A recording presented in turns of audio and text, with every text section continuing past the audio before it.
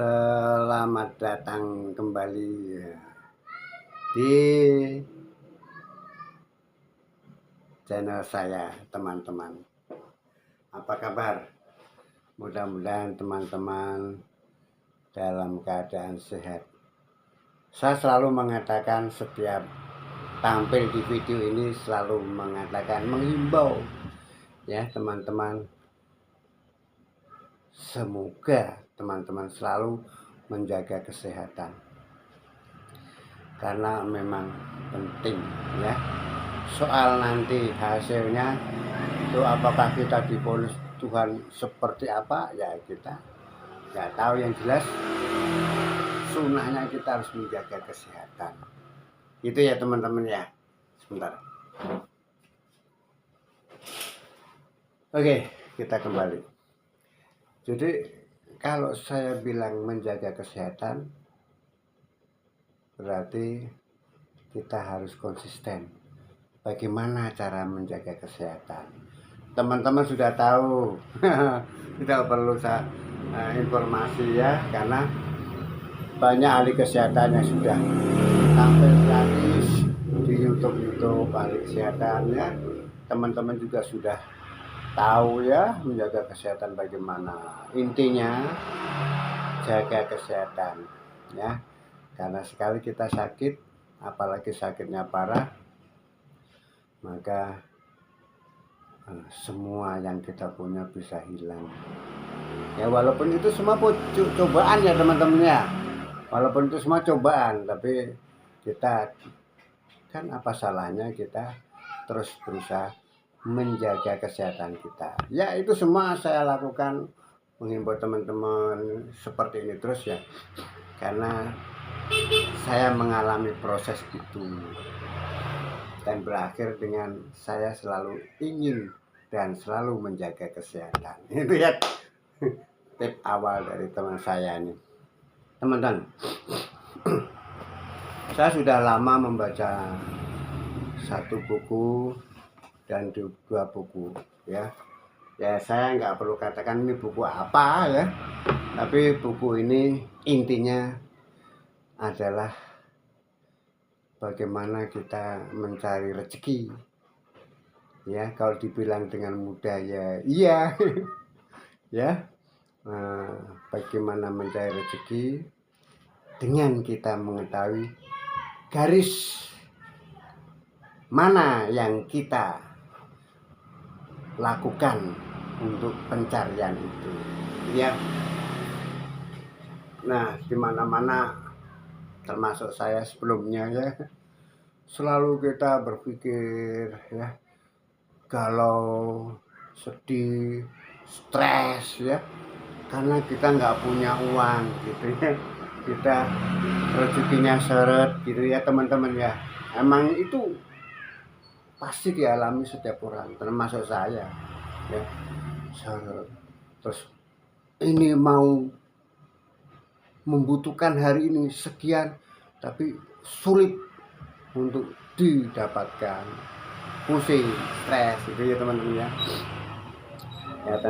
Tentunya kita semua harus belajar dari proses, tidak akan mengalami perubahan ya. Orang bisa mendapatkan sesuatu yang lebih baik kalau sebelumnya tidak mengalami proses yang tidak lebih baik. Adanya sesuatu yang lebih baik karena ada dialami orang itu sesuatu yang kurang baik, bahkan tidak baik gitu teman-teman. Nah, dari buku ini sudah lama ya saya baca ini, membacanya itu sudah 5 tahun berulang-ulang saya baca itu ya. Intinya kalau saya rangkum nih buat teman-teman ini, tip untuk mendapatkan suatu rezeki dengan mudah yang menyebabkan kita tetap sehat. Bapak ini sok bisa bicara mencari rezeki ya, padahal bapak ini tidak punya uang. Rezeki banyak bentuk teman-teman ya, bisa berupa uang, bisa berupa rasa senang setelah kita melakukan ya, bisa kita mendapatkan suatu produk tertentu, ya misalkan kita mendapatkan kiriman makanan dari Allah, bisa mendapatkan suatu ya dalam bentuk benda ya. Yang jelas rezeki itu adalah sesuatu yang bisa kita nikmati dan kita menginginkan itu teman-teman gitu ya. Ya. Ini adalah satu buku dan buku ini salah buku lain. Saya nggak bicara ini bukunya judulnya apa, nanti dikira saya promosi ya. Tapi saya baca di sini intinya di dalam mendapatkan rezeki. Woi ada suara, itu mencari rezeki itu ya teman-teman. Ya, itu mencari rezeki ya.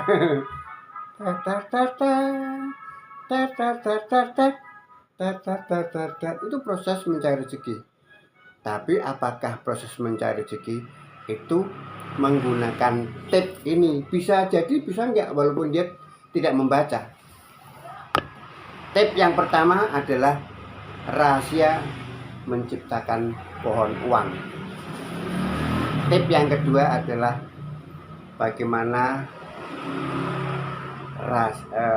apa yang bisa kita dapatkan untuk bisa menarik rezeki, atau dibilang magnet rezeki itu terjadi ya, gitu ya.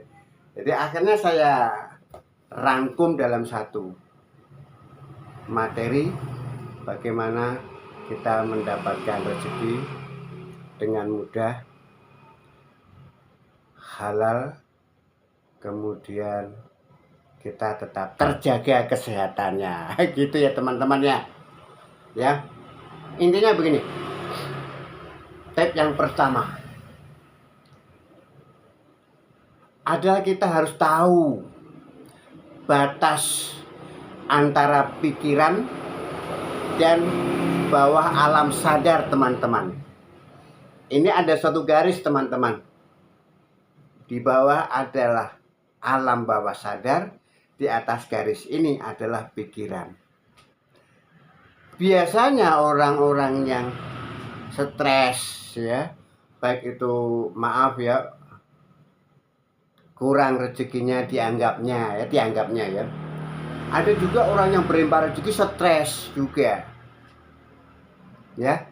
Biasanya orang-orang seperti ini adalah orang-orang yang menggunakan cara yaitu pikiran, di mana alam bawah sadarnya yang sangat potensial untuk digali dan mendapatkan rezeki tidak pernah dilalui ya. Nah gitu ya, tip pertama tadi, kita harus tahu garis antara pikiran dan alam bawah sadar. Otak nih otak ya, pikiran, alam bawah sadar. Gitu ya teman-teman ya, kita harus selalu senang ya teman-teman ya. Nah pikiran itu misalkan kita ingin mendapatkan rezeki, kita harus kerja. Itu pikiran. Benar. Masa orang mencari rezeki nggak mau kerja? Benar. Kita kerja di kantor. Bagaimana supaya kita mendapatkan tip yang lebih besar, bonus yang lebih besar dari atasan? Ya kita harus rajin kerjanya, kita harus bersemangat, kita harus mentaati aturan-aturan perusahaan. Benar. Itu benar, nggak salah, dan harus dilakukan. Itu menggunakan pikiran ya. Yang kedua, di dalam pencarian rezeki kita menggunakan tip di bawah garis batas, yaitu menggunakan alam bawah sadar. Itu artinya kita mencari link orang-orang yang dipilih Tuhan ya. Kalau saya seorang muslim ya, Tuhan Allah ya, yang dipilih Tuhan untuk memberikan rezeki pada kita. Jadi rezeki Allah melalui orang-orang yang dipilih kemudian memberikan rezeki pada kita. Bisa suatu perusahaan, bisa orang itu belum tentu orang yang kaya memberikan rezeki sama kita. Orang itu bisa orang yang sangat miskin. Dalam hitungan Anda, dalam hitungan pikiran ya. Tapi kalau dalam hitungan hati, belum tentu dia miskin rezekinya, gitu ya. Kalau pikir secara pikiran udah nggak punya uang, nggak punya ini, udah miskin, berarti nggak ada rezekinya, salah ya. Pikiran itu sebenarnya kurang tepat. Belum tentu orang yang dianggap miskin nggak punya banyak rezeki. Bahkan kadang orang kaya karena orang yang dianggap miskin itu. Ya, jadi link-link itu semua kita dapatkan dari mana? Dari mengolah alam bawah sadar ini. Bagaimana caranya? Ini spiritual ini teman-teman. Anda sebagai seorang muslim, mungkin Anda seorang Nasrani, mungkin Anda seorang Buddhis ya, Buddha ya, seorang beragama. Paling enggak Anda mempunyai nilai-nilai keilahian atau spiritual. Lakukan dengan cara-cara spiritual. Berdoa sesuai dengan ketentuan-ketentuan yang ada. Kalau saya berdoa menurut cara saya yang saya imani seorang muslim ya, berdoa, sholat 5 waktu, ngaji, kemudian berdoa yang terkait dengan rezeki ya Tuhan. Setelah kita berdoa, setelah kita misalkan sholat ya, kewajiban kita terhadap Tuhan itu sholat, ngaji ya, kemudian berpuasa ya. Nah, kita berdoa, ya Tuhan berikan rezeki karena Engkau Maha Pemberi rezeki.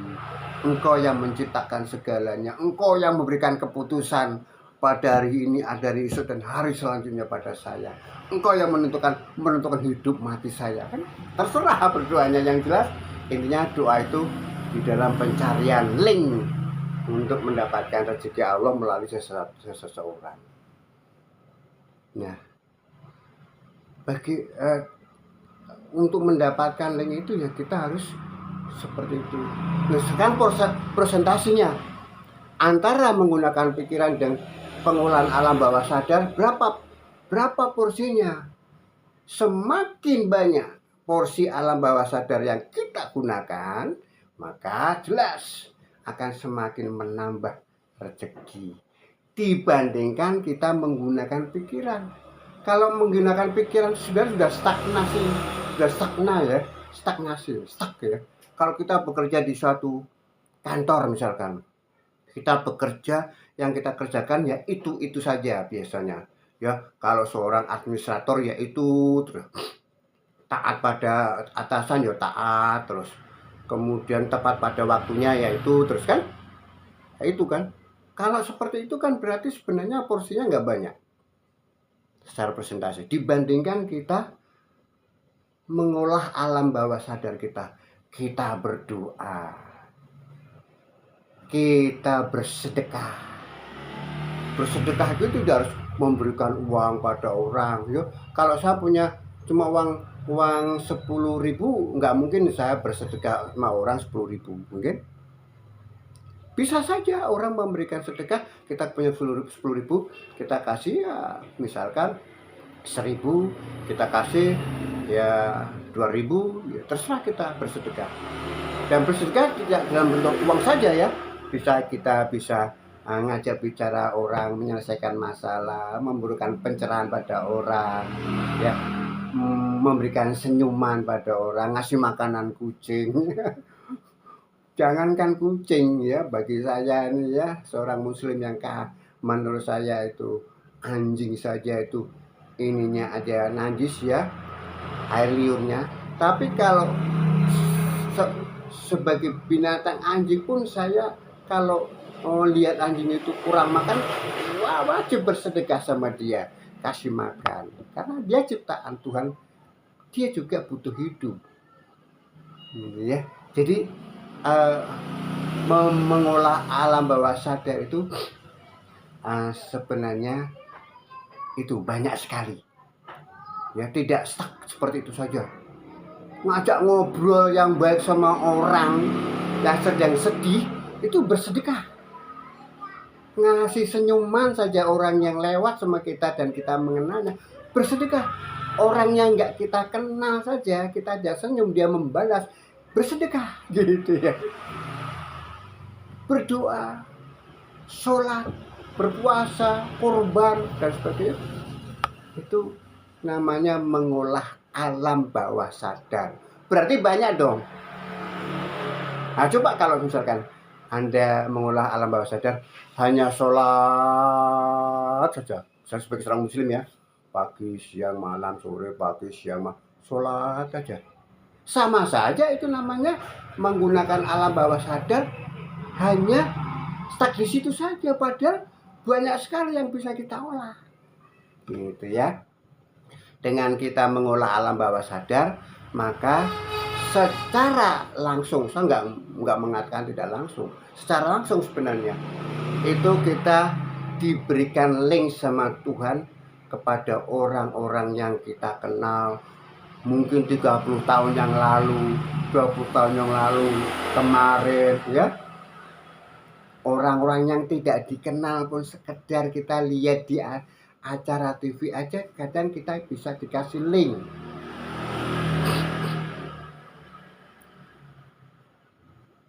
Saya ini apalagi ya, kalau dilihat di pandangan teman-teman, apalah sih apa sih Pak Eri ya, paling juga uang segitu ya, itu pandangan.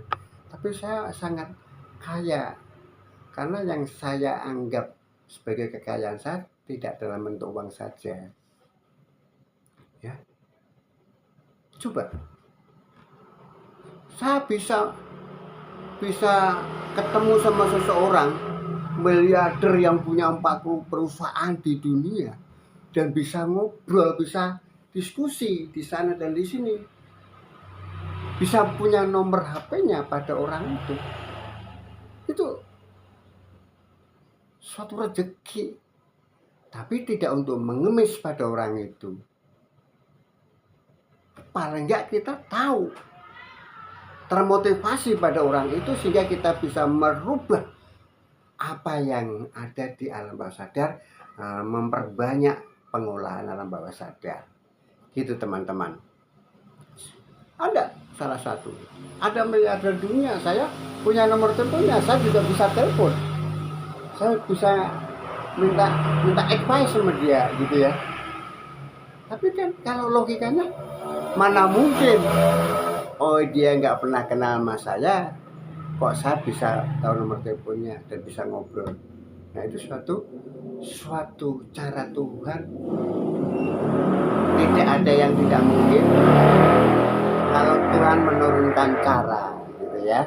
Oke, kita persingkat. Jadi kalau kita sudah tahu batas antara pikiran dan alam bawah sadar, maka step yang kedua, kita harus mengolah alam bawah sadar itu sebanyak mungkin sehingga kita mendapatkan link dari Tuhan kemana saja ya, terserah Tuhan ya. Itu tiba-tiba kamu ditelepon ya, Bapak Pak Heri ya, iya Pak, bisa nggak ngobrol sama saya, yuk makan di restoran ini. Saya juga kaget. 30 tahun saya bertemu sama dia, 35 tahun bertemu sama dia, tapi saya sekarang pun wajah lupa. Tiba-tiba ada yang nelpon pun juga nggak pernah tahu wajahnya sekarang.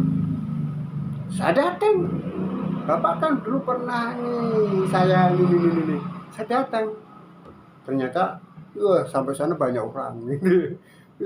Pak Ahli apa kabar ini? Ya saya baik ya. Saya sudah umur ya, tapi saya tetap semangat, saya tetap yakin dan sebagainya, jaga kesehatan dan sebagainya ya. Pak, mari Pak makan buah. Itu rezeki. Pulang. Bapak pulang kemana? Wah, saya pulangnya jauh di Bogor. Oke Pak, saya pesankan Grab. Dipesankan sampai rumah sudah dibayar. Tapi sebelum pulang didatang, Pak, ini Pak buat Bapak. Ini Pak oleh-oleh dari saya Pak. Saya mau pamit ke Amerika Pak. Bayangkan. Saya wajah pun sudah lupa. Walaupun akhirnya lama-lama saya tahu, oh kamu itu ini ya. Dan hal seperti ini terjadi enggak sekali teman-teman. Banyak sekali terjadi pada saya. Semakin banyak terjadi, semakin menyadari saya bahwa betapa besar potensi alam bawah sadar kita untuk diolah sehingga bisa mendapatkan berkah-berkah dari Tuhan. Intinya rezeki. Nah sekarang terhubung dengan buku yang satu. Nah, kalau kita ingin mencari rezeki itu bentuknya macam-macam ya teman-teman. Bisa dalam bentuk uang, bisa dalam bentuk rasa senang, kebahagiaan yang kita dapatkan tak terhindarkan, bisa dalam bentuk suatu benda tertentu ya. Pokoknya apresiasi yang didapatkan kita dan kita merasa terhibur dan senang itu suatu rezeki juga ya. Nah terkait dengan buku yang satu ini yang sudah lama saya baca, kita misalkan rezeki itu kupu-kupu teman-teman. Saya belajar dari salah seorang yang bijak ya. Saya tidak cuma membaca buku ini, tapi saya kontak dengan yang punya buku ini juga. Kalau kita umpamakan rezeki itu kupu-kupu, kalau kita ingin mendapatkan kupu-kupu teman-teman, hanya menggunakan pikiran saja, maka kita akan berpikir, ayo kita bikin jaring, kita tangkap kupu-kupunya. Gitu kan ya? Betul nggak? Kita tangkap kupu-kupunya. Kita bikin jaring yang banyak, kita tangkap kupu-kupunya, masukin kandang. Kita tangkap kupu-kupunya, masukin kandang, kan gitu. Wih, rezeki kita banyak sekali. Banyak teman-teman kita yang di sini dan di sana, jauh sana, itu mendapatkan rezeki banyak sekali dengan cara menangkap kupu-kupu itu, rezeki itu dengan jaring. Memperbanyak jaring untuk menangkap, dimasukkan kandang. Suatu saat teman-teman, kita ingin ambil kupu-kupu itu dari kandang. Kita buka kandang teman-teman, kita ingin ambil satu. Apa yang terjadi teman-teman? Tiba-tiba teman, kupu-kupunya kabur semua. Wush, habis teman-teman. Nah ini idiom teman-teman, ini perumpamaan. Nah teman-teman bisa kembangkan sendiri maksud saya. Kita ambil kupu-kupu satu, habis semua. Mau contoh nih satu nih, kalau kita menggunakan pikiran saja. Seorang penjudi,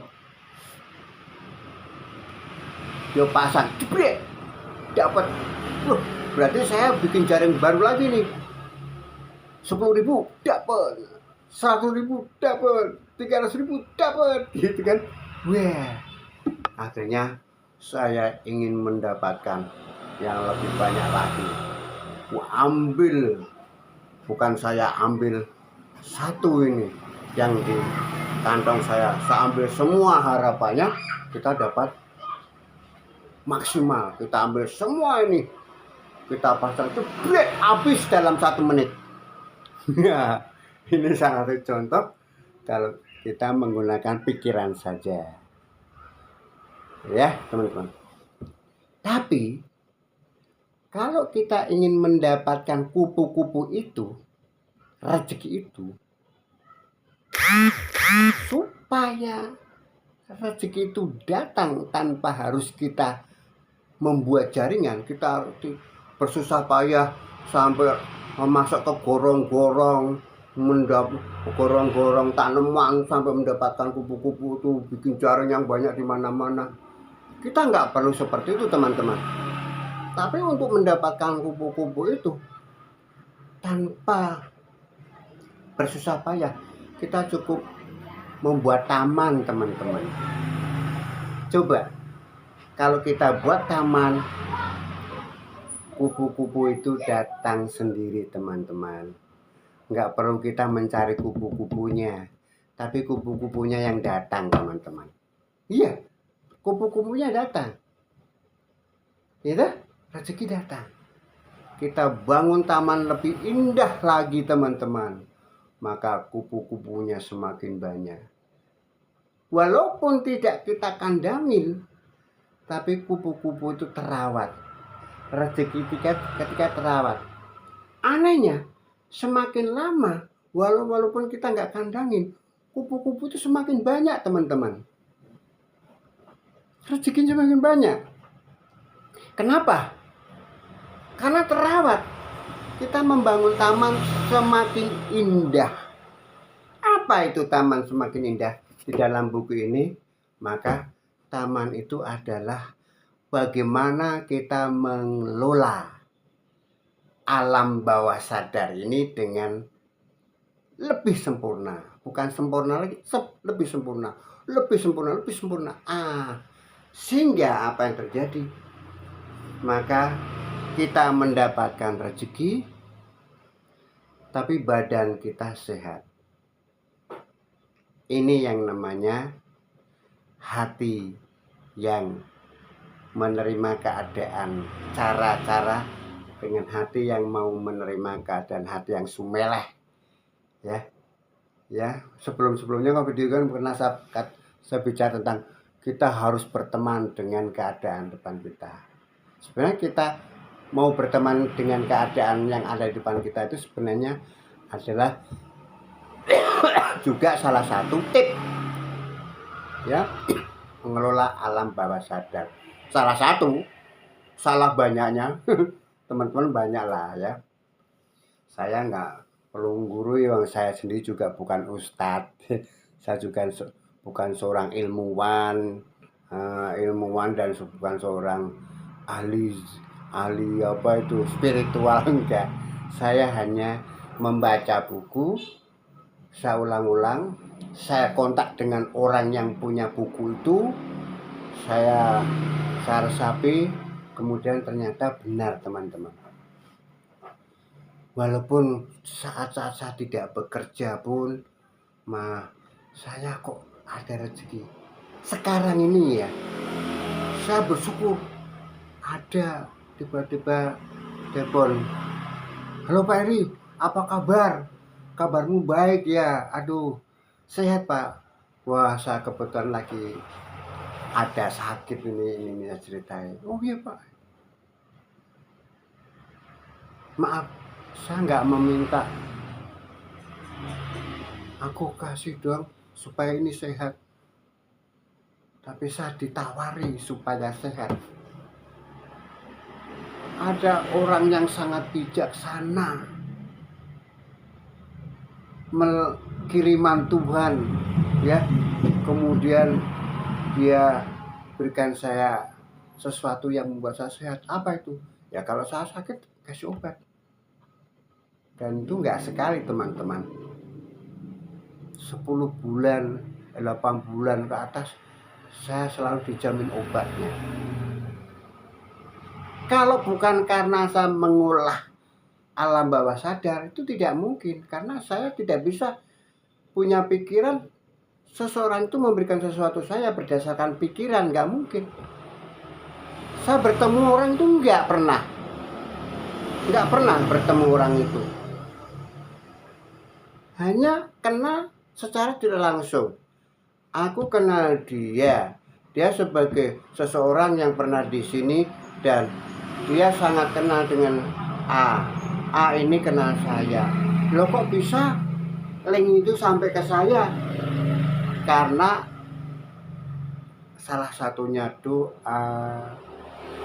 Kita harus senyum sama orang, mungkin tidak pernah berpikir negatif siapapun orang yang ada di depan kita. Misalkan nih, orang memaki-maki saya tidak berpikir negatif sama orang itu. Saya berpikir positif. Ada mungkin sesuatu yang bisa saya pelajari. Gitu teman-teman. Pasti ada sesuatu yang bisa saya pelajari. Apa itu? Ya sesuatu ya apa itu yang dia bicarakan. Tapi kalau kita dimarah-marahin, dimaki-maki orang, kemudian kita maki-maki, kita bawa pedang, wah, itu namanya tidak mengolah alam bawah sadar. Kok dia marah ya? Apa nih yang diomongin? Oh, ini pegang. Berarti saya harus begini supaya dia senyum sama saya, kan gitu.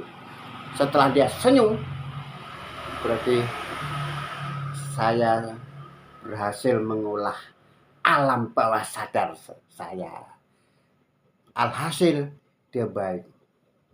Pernah di media sosial saya mengomentari seseorang yang sedang posting. Kemudian tiba-tiba, materi ini nggak perlu ya, tiba-tiba orang itu berkomentar sangat negatif. Saya dibilang bapak cari muka ya ini dan sebagainya gitu ya. Saya nggak balas dengan memaki orang itu. Bukan saya kan tidak memaki kamu, kenapa kamu maki-maki? Enggak. Saya tanggapi, Mas, ada apa Mas? Sorry Mas, saya tujuan utama adalah ingin sekali berkenalan dengan Mas, kemudian saya mengapresiasi. Kebetulan yang saya apresiasi itu mungkin bagi Mas keliru, dan mungkin saya tidak tahu apa yang terjadi sebenarnya di dalam konflik Mas. Maafkan ya Mas ya, sorry ya, saya ngasih like itu sebenarnya dalam like itu punya makna begini Mas. Sorry ya Mas ya. Salam persahabatan, salam damai, sehat selalu ya Mas ya. Dalam Facebook itu dia sering saya kasih bintang teman-teman.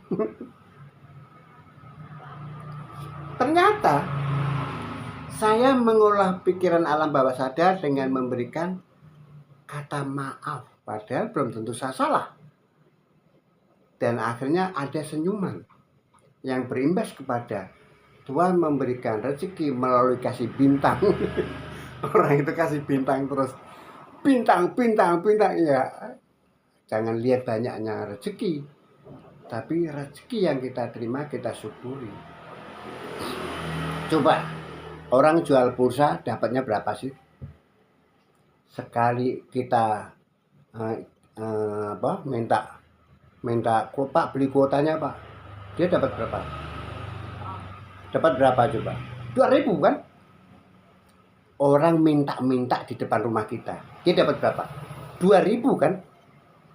Tapi kenapa orang yang minta di depan rumah kita tidak pernah sukses? Oh banyak Pak, orang minta itu gedungnya banyak. Itu hanya insidental, enggak semua orang minta sukses. Orang minta berimbas pada bisa diciduk sama ketertiban kan. Orang yang tukang parkir belum tentu orang naruh motor kemudian setelah naruh belum tentu diawasi, ditinggalin saja sama tukang parkir.